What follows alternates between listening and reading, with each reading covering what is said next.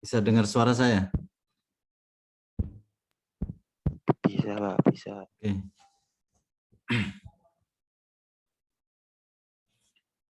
Oke, alhamdulillah kita bisa bertemu kembali di mata kuliah interaksi manusia dan komputer. Sebelumnya mohon maaf saya untuk hasil UTS saya belum terima, jadi saya belum tahu perkembangan untuk tolak ukurnya setelah UTS. Jadi untuk pertemuan kali ini sebenarnya kalau saya sudah tahu hasilnya sih saya bisa ngukur nanti masuk materi mana. Tapi untuk memenuhi ini, kali ini pertemuan ini kita bahas saja langsung ke task analisis atau analisis tugas.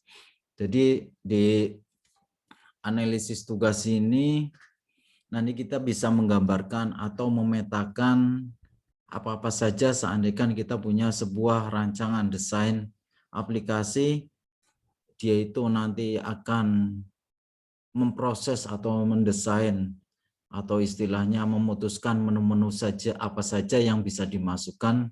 Nah, sebelum masuk ke sana, paling enggak kita tahu menganalisis tugasnya.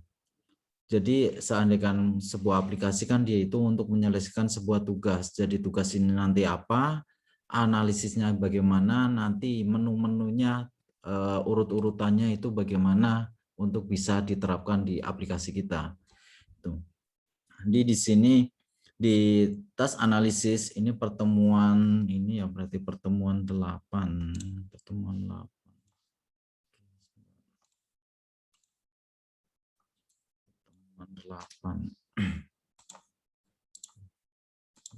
Di task analisis jenengan itu bisa lihat di buku utama Human Computer Interaction dari Dick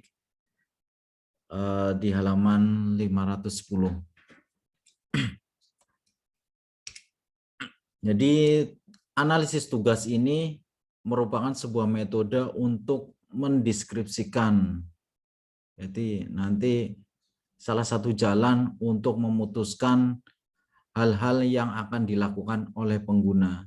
Jadi untuk menyelesaikan menyelesaikan sebuah menggambar, berarti nanti hal-hal yang dilakukan itu apa saja yang disiapkan. Misal untuk kalau dalam arti dia menggambar bulatan saja sebuah lingkaran, berarti dia itu memerlukan apa? Memerlukan misal simulasi pensil, memerlukan sebuah buku gambarnya nanti bagaimana. Nah itu untuk disinilah tugas dari analisis tugas ini.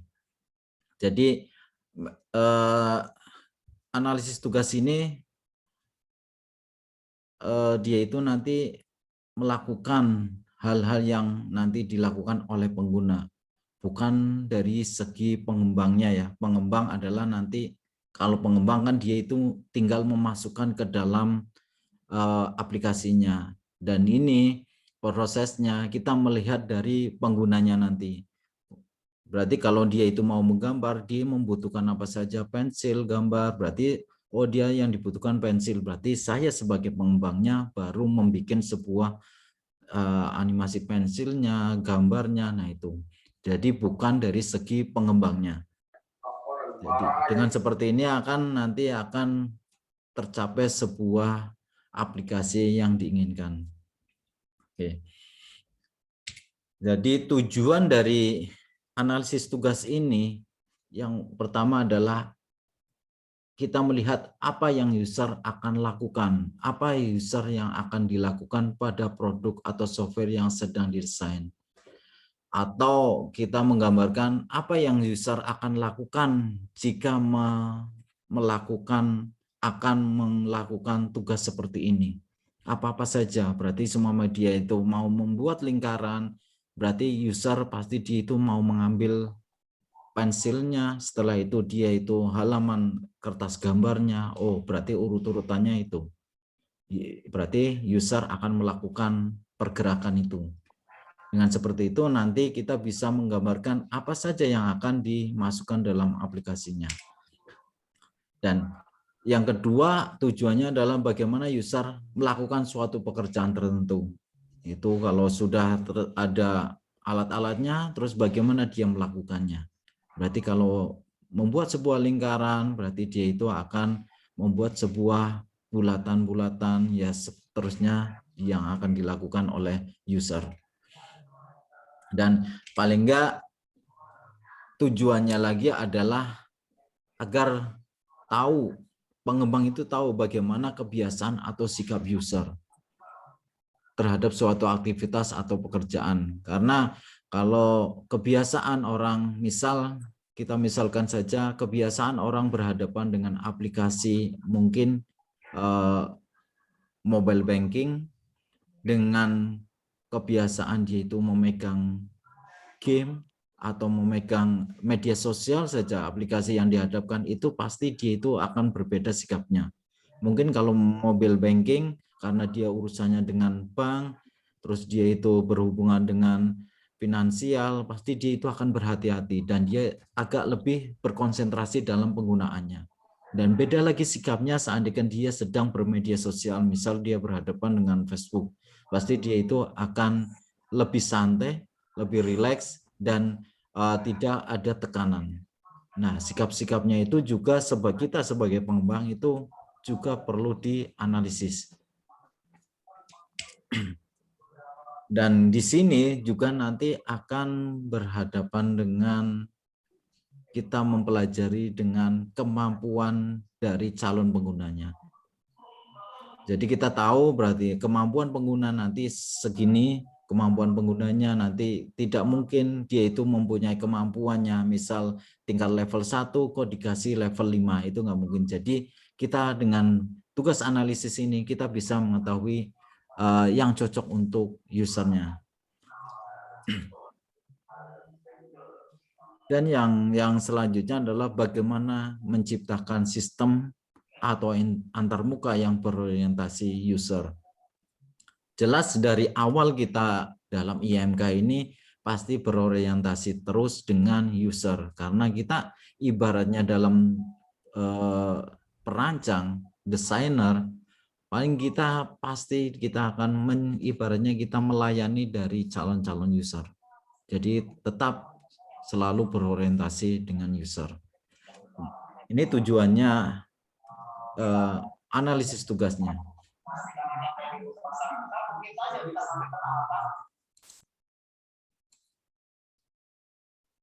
Oke. Dan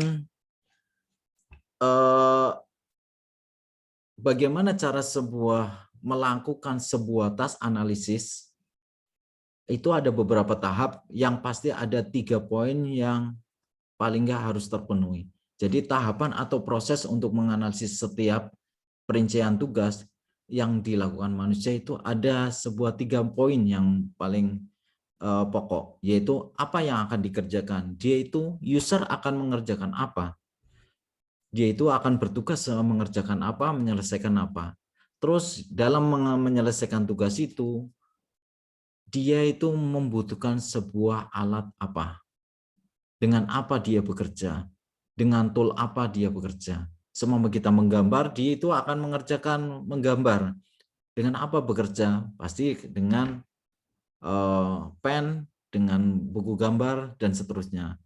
Dan apa yang harus diketahui? Paling enggak dia itu harus, misal dalam dia itu menggambar, dia mengetahui fungsi dari pen itu buat apa. Berarti pen itu adalah untuk menggores sebuah coret-coretan. Jadi bukan pen itu malah sebagai pointer gitu, enggak. Jadi dia itu fungsinya untuk menggambar. Jadi paling enggak apa yang akan dikerjakan itu pasti dengan apa dia bekerja dan apa yang harus diketahui. Di sini saya tak ambil contoh dalam menganalisis tugas ini, misal gini. Contoh analisis tugas dalam rangka membersihkan sebuah ruangan, atau rumah. Oke, tugas pertama adalah berarti di sini kalau dilihat dari apa yang akan dikerjakan, yaitu membersihkan rumah. membersihkan rumah. Oke, dia itu membersihkan rumah. Ini adalah tugasnya. Tugasnya adalah membersihkan sebuah rumah. Membersihkan rumah. Terus selanjutnya dengan apa bekerja? Nanti alat-alatnya dengan misal yang dia itu bekerja itu dengan penghisap debu, alat-alat listrik, kotak debu dan lain-lainnya. Dan di sini prosesnya dalam membersihkan ruangan, itu pertama prosesnya adalah keluarkan penghisap debu. Karena proses posisi kita masih nol, mulai dari nol. Dia mulai berdiri. Misal dia berdiri di dalam tengah-tengah ruangan. Oke, di situ saya akan membersihkan ruangan ini. Berarti pertama adalah saya akan mengeluarkan penghisap debu. Itu untuk pertama urutannya. Terus sesuaikan semua alat, yaitu seandainya saya menggunakan penghisap debu, berarti kan penghisap debu itu perlu sebuah listrik. Listrik itu berarti kita koneksikan dari penghisap debu itu koneksikan ke jaringan listrik. Berarti koneksikan dia itu ke colokan listrik gitu. Terus mulai bekerja, bersihkan ruangan, mulai dibersihkan ruangannya, membersihkan apabila, nah di saat dia berjalan, di saat dia itu sedang membersihkan ruangan, nah pada saat membersihkan penghisap debu itu penuh, tiba-tiba penuh, maka jika terjadi atau jika kotak debunya penuh, maka yang dilakukan juga nanti akan mengosongkan dari penghisap debu yang penuh tadi, isinya penuh. Berarti dalam rangka dia itu memproses, dia berjalan, terus tiba-tiba di sini penghisap debunya penuh. Otomatis dia itu harus membuang dari debu yang penuh itu tadi. Nah, setelah dia itu jalan, terus dipasang kembali penghisap debu dan segala pembantunya, terus selanjutnya dilanjutkan dalam membersihkan ruangan. Nah, di sini step by step-nya atau urut-urutannya adalah keluarkan, sesuaikan semua alat, bersihkan ruangan. Seandainya jika ada penghisap debu itu penuh, maka dibuang. Nah, tugas-tugasnya ini pasang kembali penghisap debu dan seterusnya. Nah, paling enggak dalam kita mengerjakan itu, yang harus kita ketahui adalah kan ada yang harus diketahui adalah bagaimana cara menggunakan penghisap debu itu. Paling enggak kita tahu, orang itu tahu, berarti tugasnya dengan penghisap debu itu cara perlakuannya bagaimana. Terus tahu juga alat-alat listrik. Oh, berarti colokan listrik itu ada mungkin di sudut ruangan atau di mana pakai roll dan segalanya. Dan terus paling nggak tahu kotak debunya. Kotak debu, terus lemari ini atau sebuah yang peralatan yang ada di sekitar kita yang akan dibersihkan dan yang pastinya dia tahu ruangan. Nah, itu dalam rangka kita menganalisis tugas, posisikan bahwa user dia itu di tengah-tengah, seperti di tengah-tengah ruangan. Misal user kita punya ruangan seperti itu tadi, pengen dibersihkan. Oke, tugas Anda adalah membersihkan ini. Terus apa-apa saja yang akan dilakukan. Tuh. Ini salah satu contoh dalam analisis tugas. Ada lagi saya tak kasih contoh lagi dalam membuat sebuah menyajikan kopi.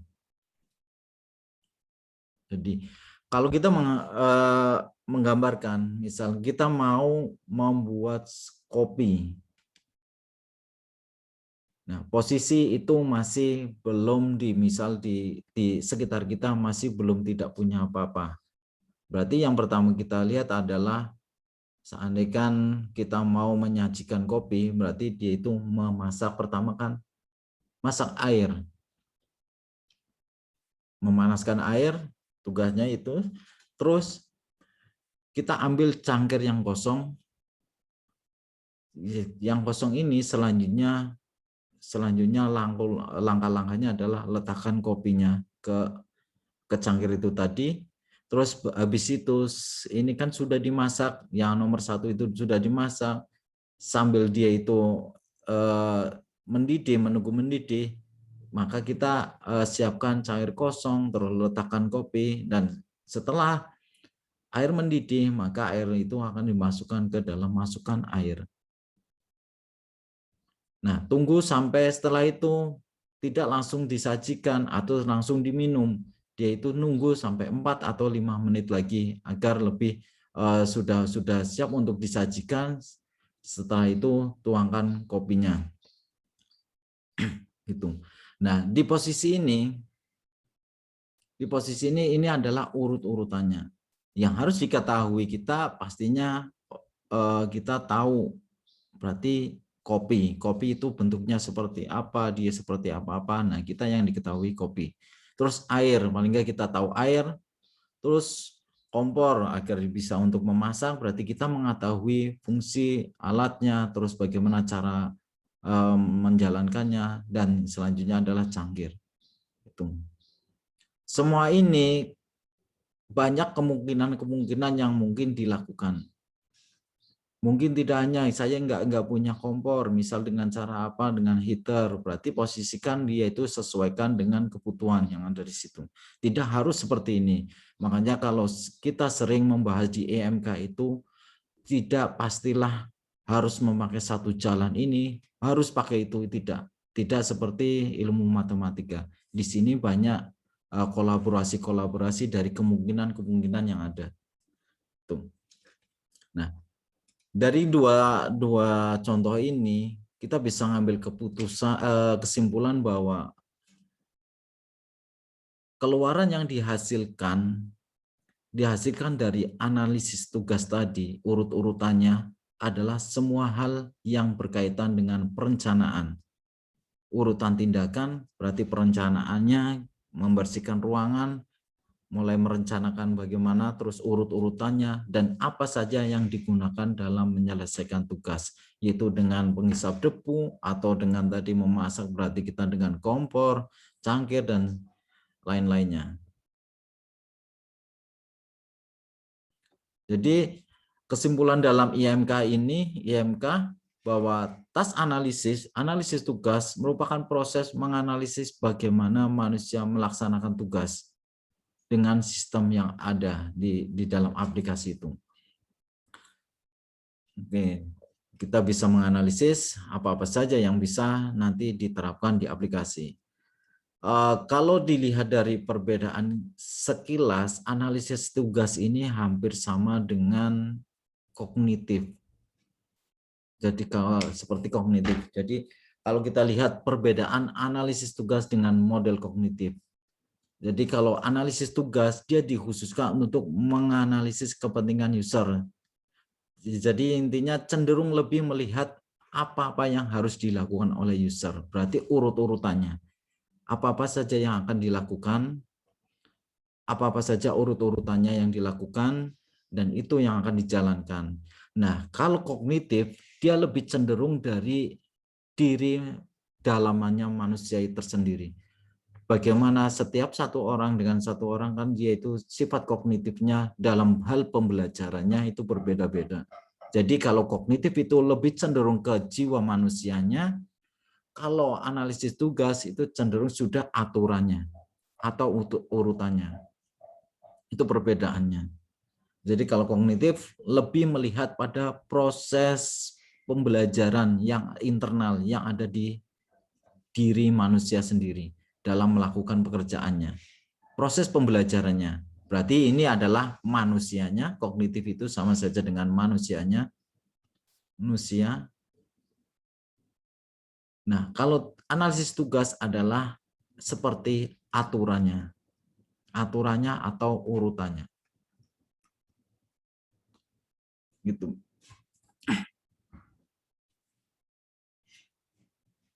Ini mengenai perbedaan analisis tugas dan kognitifnya.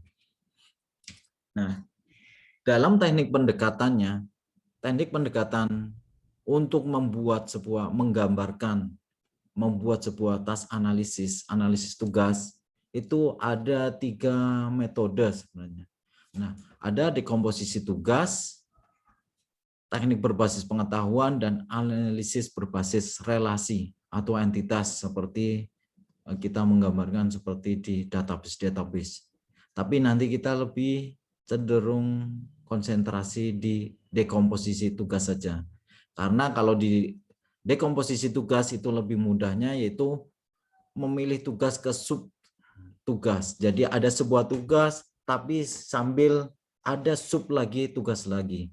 Jadi misal seperti contoh tadi, contoh dalam arti ini menyajikan kopi, berarti pertama dia memasak air, sinambi dia itu sambil dia itu sedang memasak air menunggu airnya mendidih, kita bisa ngambil cangkir kopi, terus letakkan kopi, terus memasuk, setelah itu nunggu air mendidih baru dimasukkan ke cangkirnya. Nah, itu kan berarti ada sub-sub tugas yang lebih terperinci lagi atau dikecilkan lagi, lebih detail lagi. Jadi makanya kita akan konsentrasi di komposisi tugas, yaitu pengelompokan atau ibaratnya mendetailkan dari sub-sub tugas itu.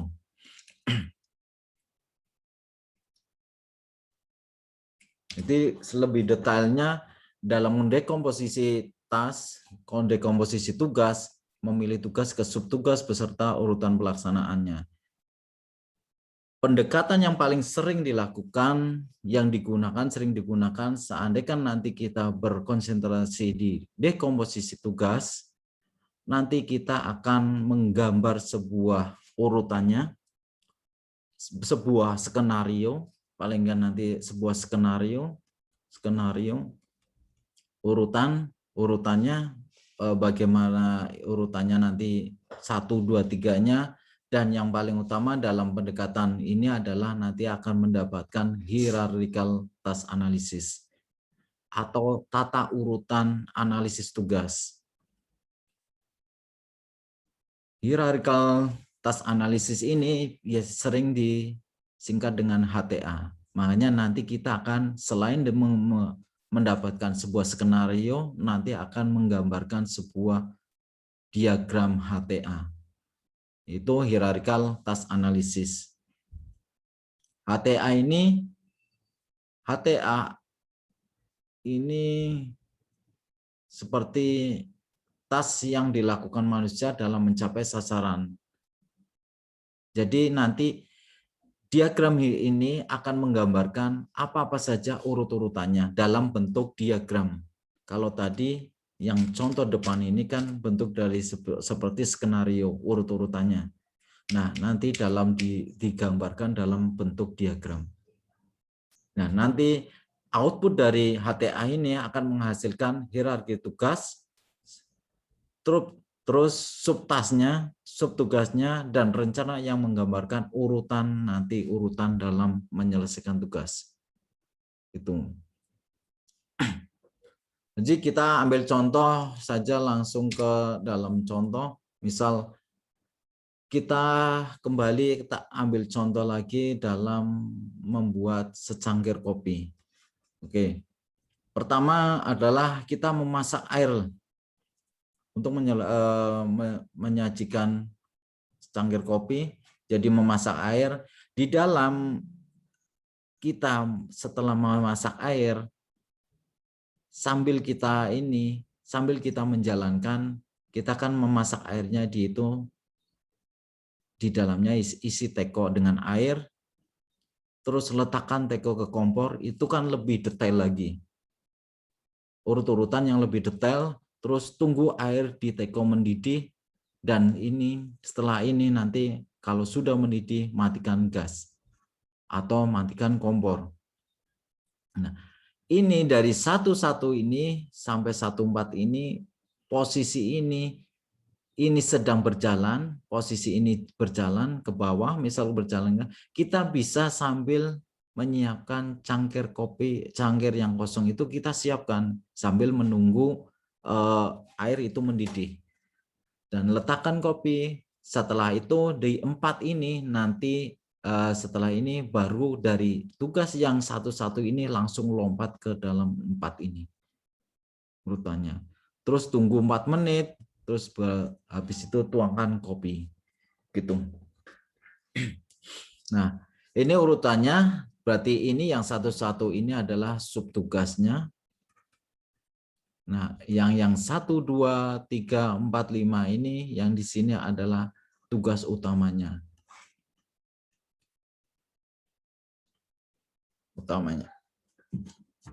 Nah, ini adalah urut-urutannya. Nah, mulai masuk ke dalam skenarionya.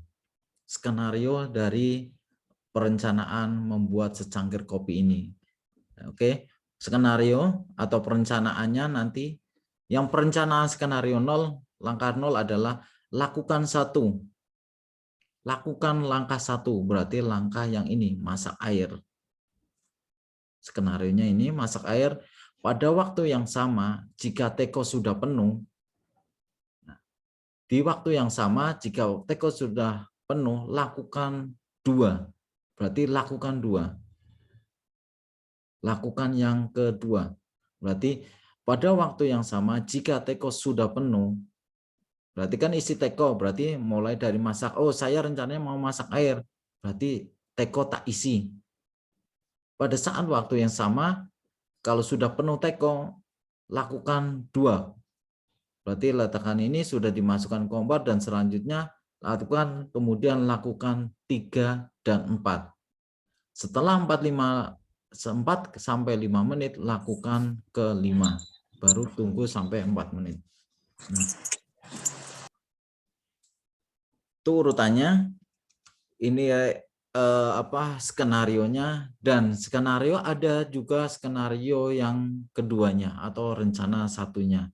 Lakukan 1, yaitu ini lebih cenderung ke subtugasnya, yaitu ada di sini yang 11, 12, 13, 14 ini itu rencananya yaitu berurutan. Lakukan 1 berarti isi teko, setelah itu yang 2 adalah letakkan teko di kompor, 3, 1, 3 itu tunggu air mendidih. Ketika air teko mendidih, lakukan 1, 4 berarti matikan gas. Nah, ini dalam bentuk menganalisisnya bahwa ini adalah skenarionya, rencananya, kalau atas adalah urutannya. Oke. Nanti setelah ini kita baru dikonversikan ke dalam bentuk gambar diagram HTA. Jadi melihat dari contoh ini yang lebih detail, jadi kita dalam untuk membangkitkan hierarki tugas, task analisis yang dilakukan adalah dapatkan daftar semua tugas. Oke, dapatkan daftar semua tugas. Tugasnya, nah berarti kalau kita melihat dari ini, dari contoh ini, berarti tugasnya dia itu adalah ini daftarnya ini aja. Masak air, isi teko, letakkan teko ke kompor tugas. Nah, ini semuanya itu adalah daftar-daftarnya. Ini masak air, isi teko, letakkan cangkir kosong, letakkan kopi, dan seterusnya sampai ke 6 tuangkan kopi. Oke, pertama dari itu, dapatkan daftar semua tugas, sudah dapatkan. Terus setelah itu adalah kelompokkan tugas ke dalam level tugas yang lebih tinggi. Nah, lebih detail lagi, yaitu ini, kelompokkan daftar yang lebih detail lagi, yaitu isi teko, letakkan teko di kompor, tunggu air teko mendidih, dan matikan gas. Nah, ini maksudnya yang poin kedua, yaitu mengelompokkan tugas atau dekomposisitas tugas. Ini mulai tugas. Nah, selanjutnya dekomposisikan level tugas terendah lebih lanjut, yaitu menunjukkan yang ini. Mulai diletakkan semuanya. Nah, ini langkah-langkahnya, dan kalau lihat dari posisi ini, contohnya ini, yaitu membuat secangkir kopi. Kalau sudah kita membuat mengelompokkan, mendekomposisi tugas ini sudah tercapai, terus kita bikin sebuah skenarionya, rencananya. Kalau sudah, kita juga bisa langsung menggambarkan ke dalam bentuk konversinya ke dalam skenario yang lebih seperti ini penggambarannya. Itu kita bisa menggambarkan modelnya seperti ini juga bisa. Skenario isi teko dalam bentuk satu-satu, terus letakkan teko dalam bentuk ini, dan tunggu air di teko mendidih, dan seterusnya urutannya. Ini adalah bentuknya sama dengan yang tadi pengelompokan yang depan. Urutannya ini. Nah,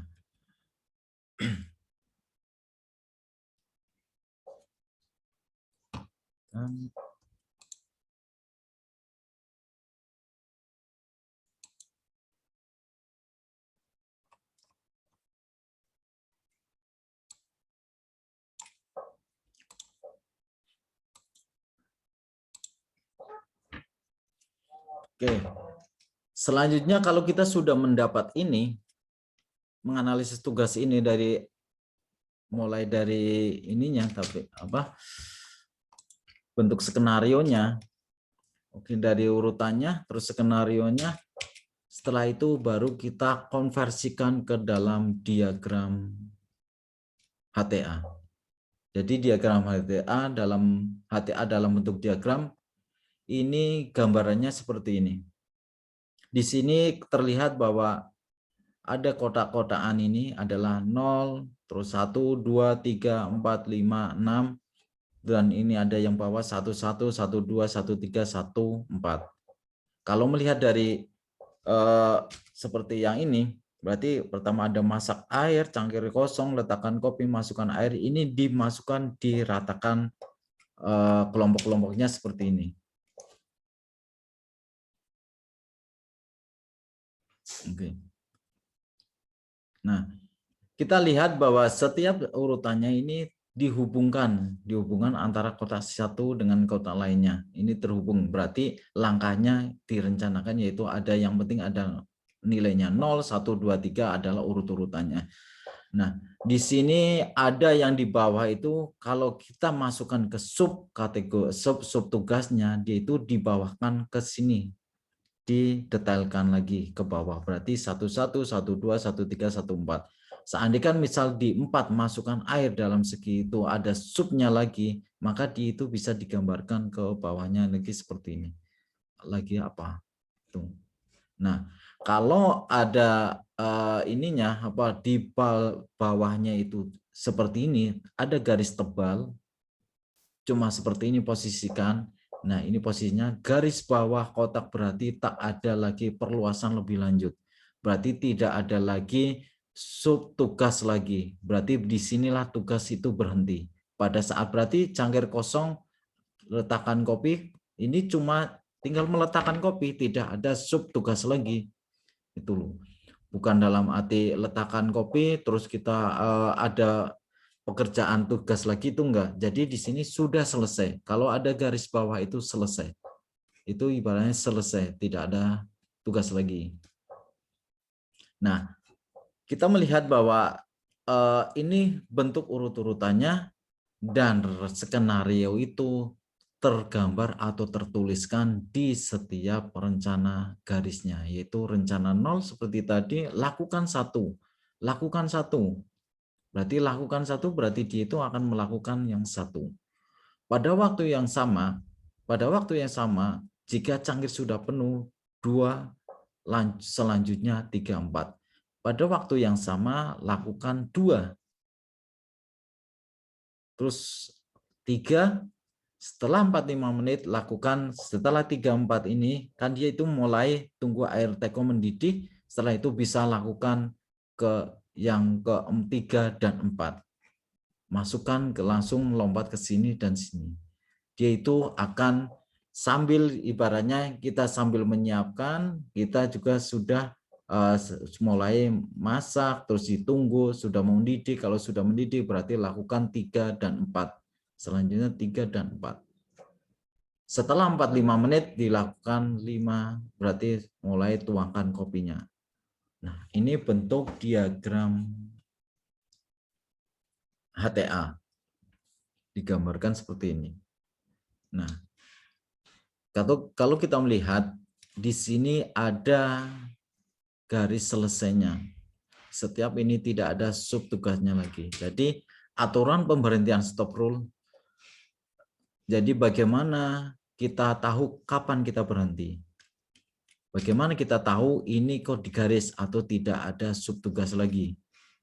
Jadi kita lihat pertimbangannya adalah apakah sudah cukup.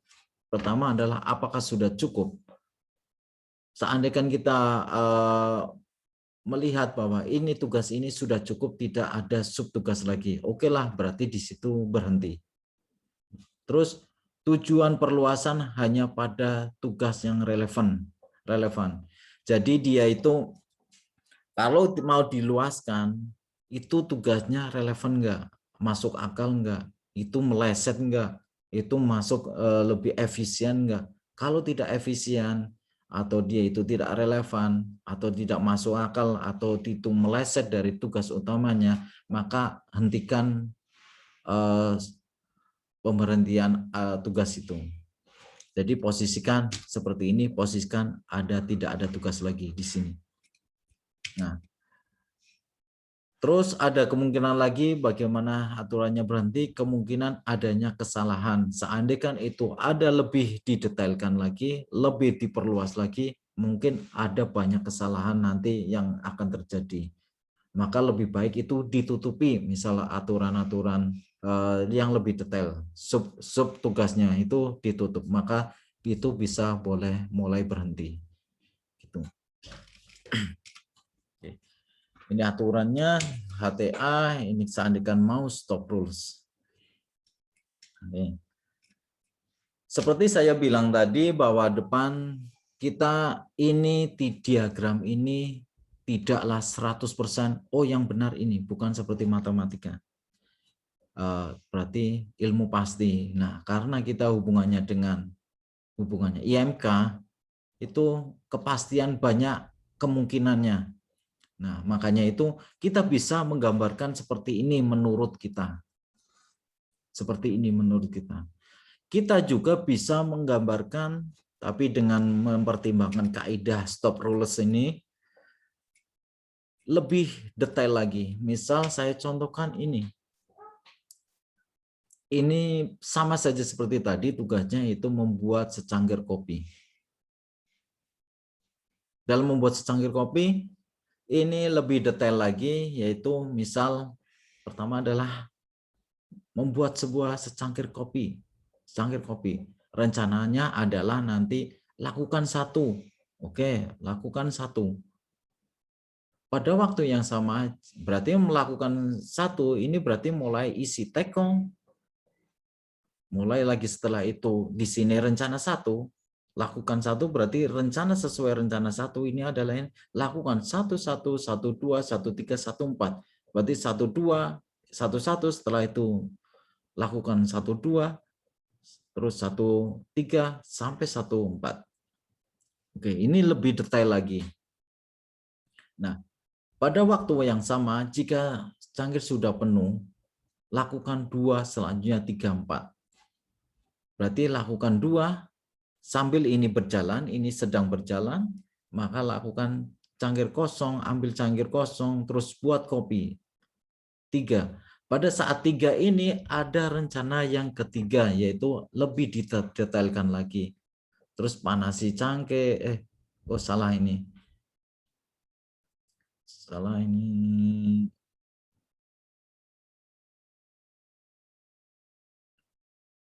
Oke. Satu sebentar. Oke. Nanti lebih detailnya ini pokoknya dalam membuat buat kopinya nanti ada 31 terus ada 32 dia sambil berjalan 32 dia itu langsung ke juga menjalankan 33 yaitu rencana ketiganya itu berurutan tuangkan air panas dan seterusnya. Nah, berarti kan kalau sudah menuangkan, ini kan tunggu air teko mendidih yang posisinya ada di sini, ini bisa langsung loncat nih. Nah, ini setelah ini dalam kondisi ini sedang berjalan, ini juga langsung matikan gas di sini. Nah, sambil berjalan, sudah berjalan, ini sudah selesai, terus tunggu 4 menit, setelah itu baru tuangkan kopi ke cangkirnya. Taruh di apa, Pak? Gimana?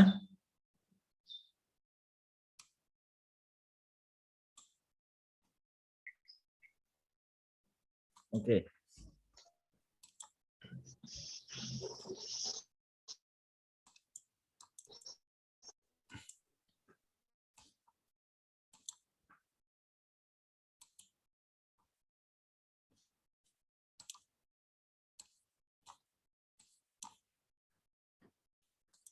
Oke. Kita lanjutkan. Setelah tadi tuangan kopi, kita bisa lebih detail lagi. Lebih detail lagi yaitu bisa menggunakan menambahkan rencana 5-nya ini, yaitu melakukan 51, 52, atau tambahkan mau ditambahkan susu enggak. Terus masukkan kopi, terus setelah itu cangkir kosong, seandainya cangkir kosong, maka lakukan satu lagi. Terus habis itu nanya apakah nanti di sini juga ada tugas lagi, apa tambah gula atau tidak, dan seterusnya. Akan dalam kita menambahkan gula itu, kita menanyakan ke, misal kita mau menyajikan ke siapa, misal tanyakan ke tamu, tambah gula atau enggak. Berarti kalau tambah gula oke. Nah, itu baru setelah ini sudah selesai dalam menuangkan kopi. Ini sup di sini adalah sup yang lebih detail lagi. Nah, seandainya kan itu relevan buat untuk menyelesaikan tugasnya, itu boleh disup-supkan lagi. Tapi kalau tidak relevan, mungkin di sini ada tamu, padahal kita untuk membuat sendiri, mungkin ini bisa dihapuskan. Atau tambah gula ini kalau kita nggak relevan buat kita aplikasi, nanti kita dibuang. Nah, pokoknya intinya patokannya ini tidak, gambar ini adalah tidak 100% benar. Jadi kita bisa menyesuaikan dari kebutuhan yang kita inginkan. Bukan seperti ini harus benar, harus seperti ini, bukan. Nah, yang jelas dalam yang sebagai patokan adalah cara menggambarkannya adalah seperti ini. Dalam membuat diagram HTA. Aturannya pertama itu harus ada nilai langkah-langkahnya, urut-urutannya 1, 2, 3, nanti rencana atau skenarionya nanti tertulis di samping dari garis ini tebal. Terus yang kalau ada tugas yang di bawahnya itu garis 1, kalau sudah tidak ada sub tugasnya lagi. Pasti kita lihat prinsip dalam membuat diagram HTA. Oke. Sampai sini ada pertanyaan?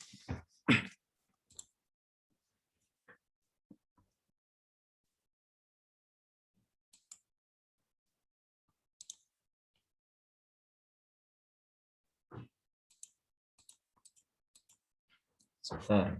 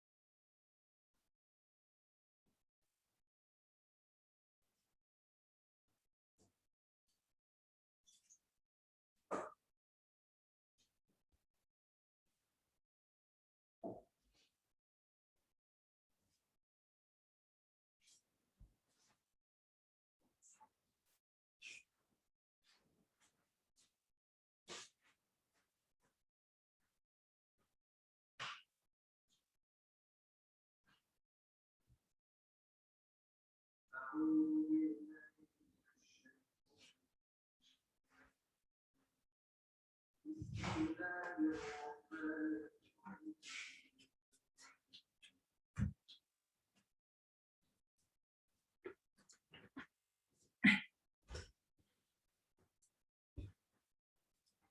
pertanyaan?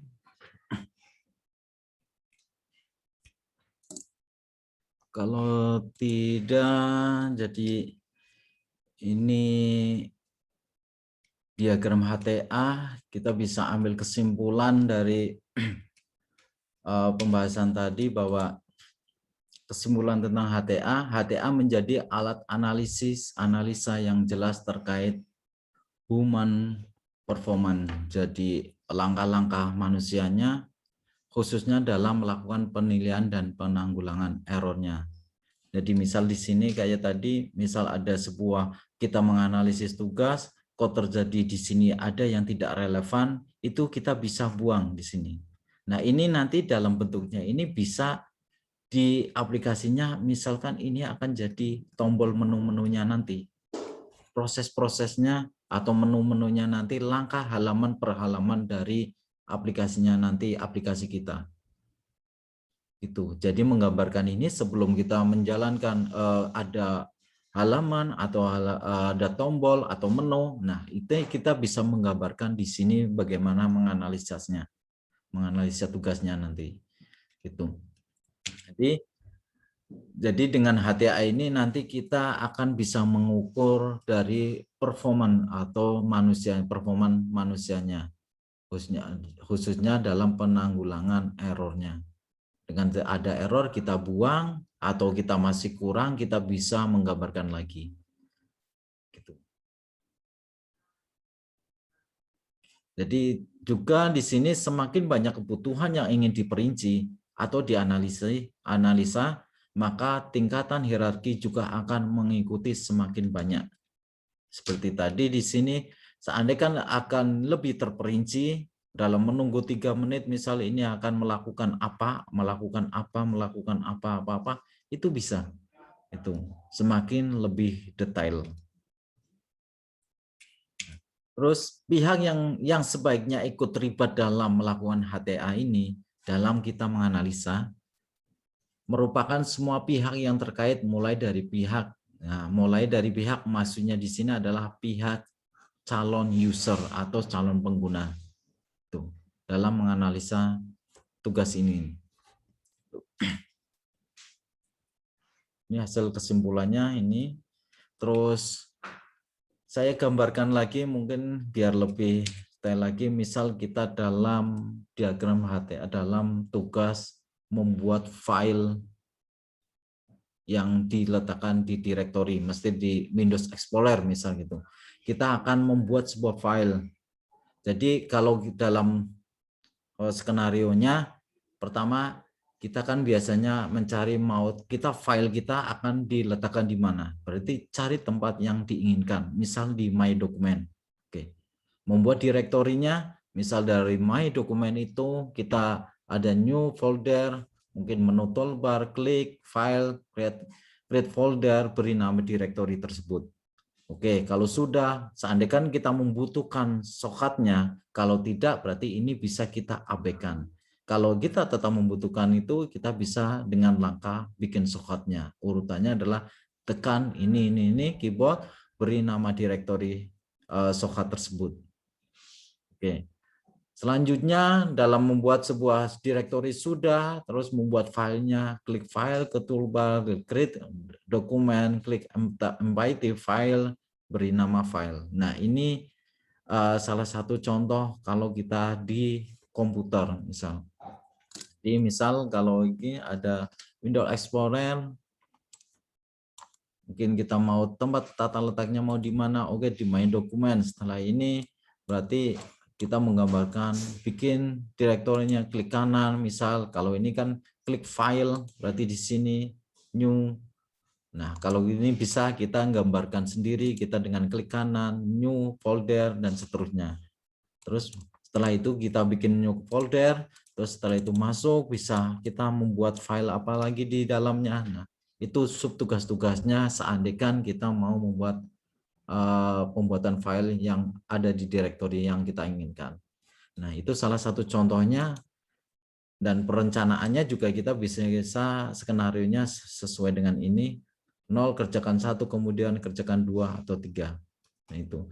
Dan setelah kita mendapatkan ini, baru kita gambarkan ke dalam diagram HTA. Nah, diagram HTA-nya. Ini diagram HTA-nya bisa sesuai dengan skenarionya.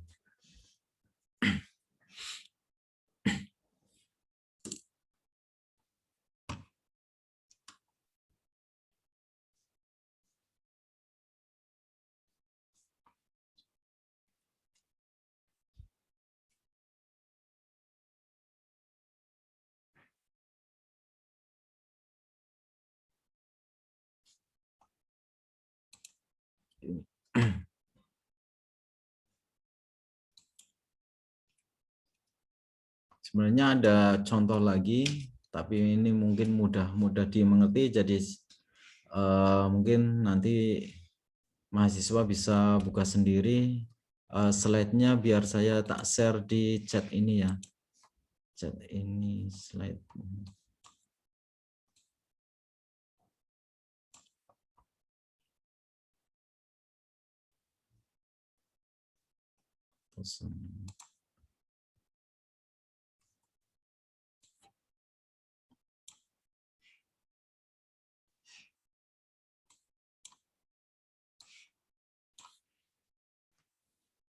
Oke, slide untuk pertemuan ini sudah saya kirim di kolom chat, monggo di-download, nanti bisa dipelajari. Dan untuk pertemuan kali ini saya ada tugas mengenai tolong bikin sebuah diagram HTA.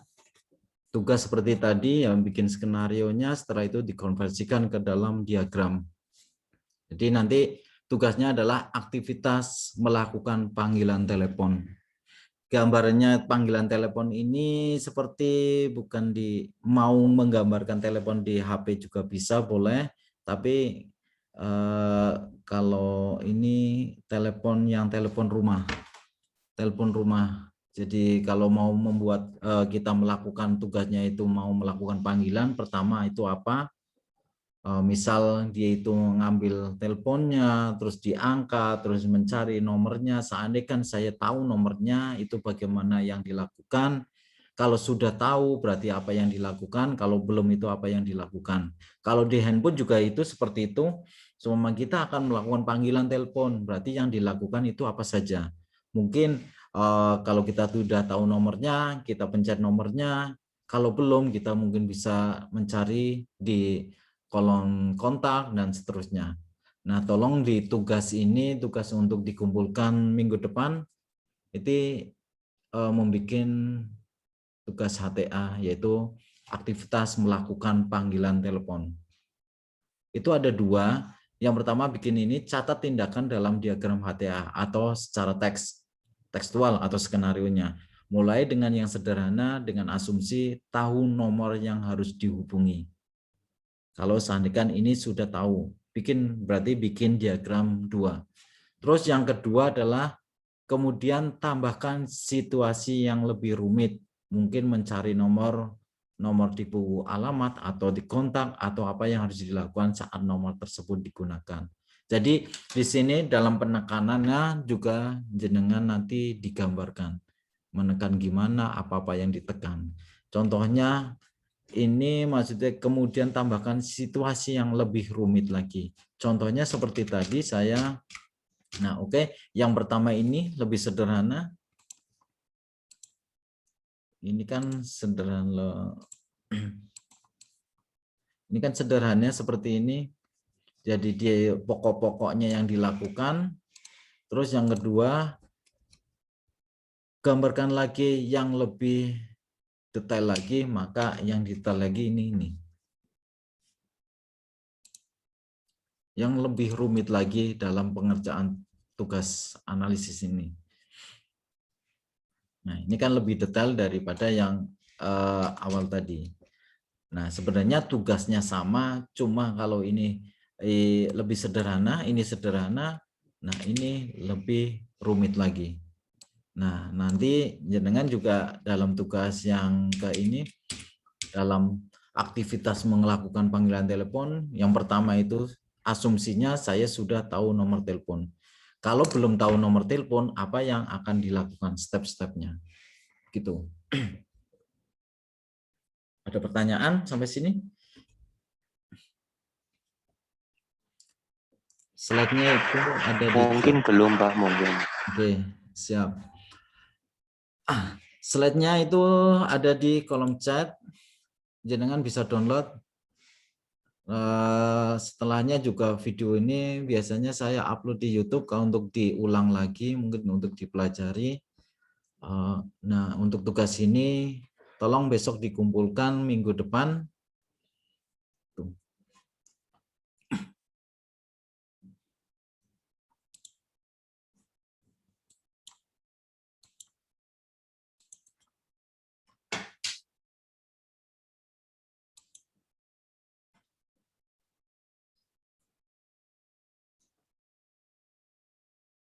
Atau enggak nanti tak share di WA, grup WA aja slide-nya. Oke, kali ini kalau nggak ada pertanyaan lagi, saya tutup akhiri pertemuan perkuliahan ini. Saya akhiri. Wassalamualaikum warahmatullahi wabarakatuh. Waalaikumsalam. Waalaikumsalam. Jadi bagus.